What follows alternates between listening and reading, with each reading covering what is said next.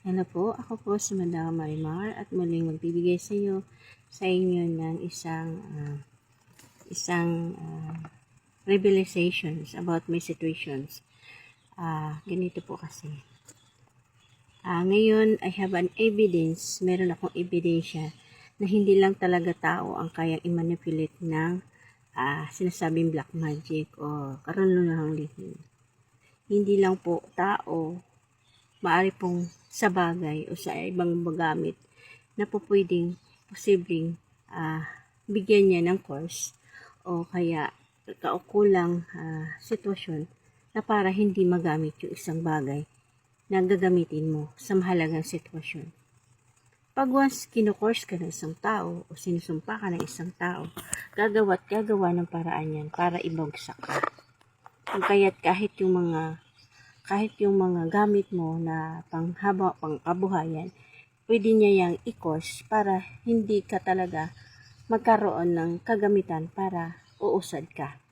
Ngayon, this is my evidence. Ito yung ebidensya ko. Ito ang ebidensya ko. This is ebidensya na talagang maipapakita ko sa inyo. This is an evidence documentary para maipatunayan ko sa inyo na hindi lang sa mga tao ang kayang gawin ng course sa isang tao na may kakayahang magsumpa, magkakayahang gamitin ang isang bagay na sinasabing black magic. Hindi lang po sa tao, kundi pwede po wala sa gamit. Kasi, alam mo, ditong mga nagdaang araw, grabe sacrifice ko kasi sabay-sabay nagkasira-sira ang cellphone ko. There's the fact na meron kasing tao na nag-warning sa akin na wag na daw po ako mag-live. So, sa mga sitwasyong ganon, dumating sa punto na ang cellphone ko sabay-sabay nagkasira. This is my evidence na nangyayari lahat ng mga kinatakutan ko. Bakit? Itong cellphone na to, itong Oppo na to, sinisistensyahan na to ng manggagawa na motherboard ang sira. Pinakamahal na sakit ng cellphone. Sinistensyahan na to. Although, sabay-sabay, ang daming nagulat. Bakit nagkasiraan ang cellphone ko? At kung bakit sabay-sabay nagkasira? Kaya ito lang masasabi ko sa inyo, may mga tao na may kakayahan na mag-course sa inyo na hindi lang katawan na bigyang sakit, kundi pati gamit kaya nilang kontrolin. Kaya ito lang masasabi ko sa inyo dahil this is my evidence and this is the true reality na sitwasyon na nangyayari sa buhay ko kung kaya't dino-document ko ito sa inyo. Hindi po to haka-haka, hindi po to sabi-sabi, at hindi po to katang-isip lang. Kung kaya't binibigyan ko kayo ng documentary para patutuo kung bakit ganito ang sitwasyon na nangyari. Kasi ito, ilang buwan na to na namatay, ilang buwan na to na hindi nagagamit, although sinisistensyahan na to ng manggagawa na gumawa ng cellphone na motherboard po ang sakit nito. Ito mismo. Mga 3 months na ata, 3 months or 4 months itong hindi ginagamit. Matagal-tagal na to, hindi nagamit. Although, nakabili po ako ng bago dahil ito ay sinisistensyado na nasira na po. Ayan po.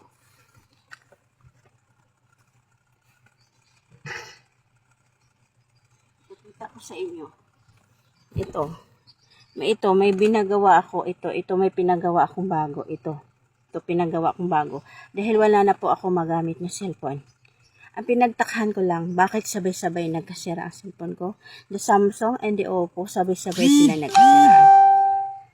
Ngayon, ito pinagawa ko ngayon. Ito ang ginagamit ko while ito sira, while hindi ito gumagana.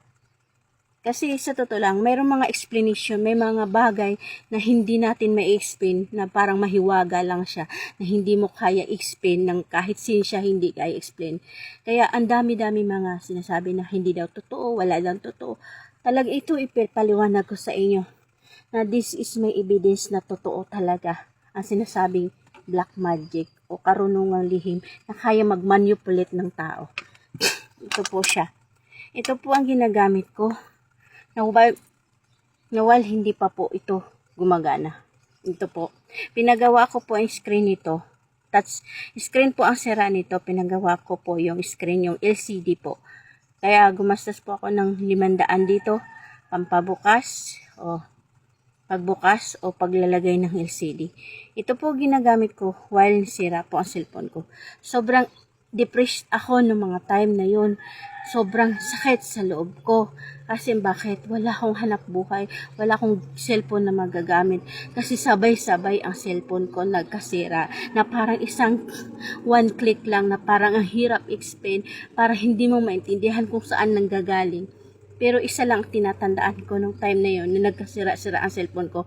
Nag-warning ang isang tao na nagsasabi sa akin na wag daw akong mag-live ng mag-live. So, nagulat ako within ilang days lang. Nangyari ang lahat ng ito na parang magic na biglang nagkasira ang cellphone ko na sabay-sabay. No explanation. Kaya ito na masasagot ko sa inyo.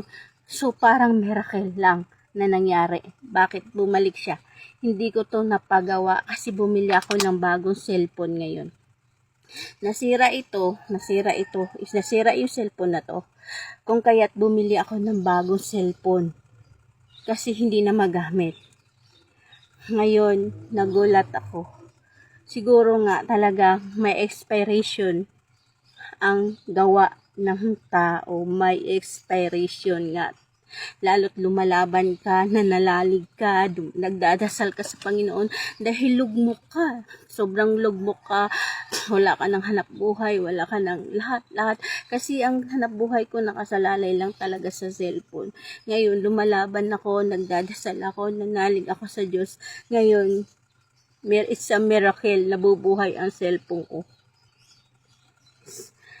Kung material na sakit to, hindi na to babalik.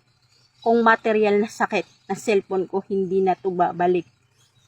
Bakit bumabalik siya? Bakit bumabalik?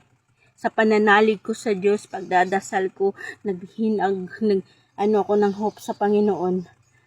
So, how to,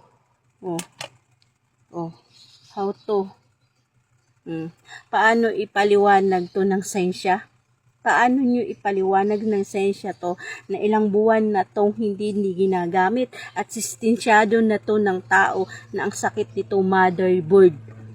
Diba? Diba? Kaya minsan nagdadaing ako, bakit ganito sabay-sabay nagkasira ang cellphone ko, itong ginagamit kong hanap buhay.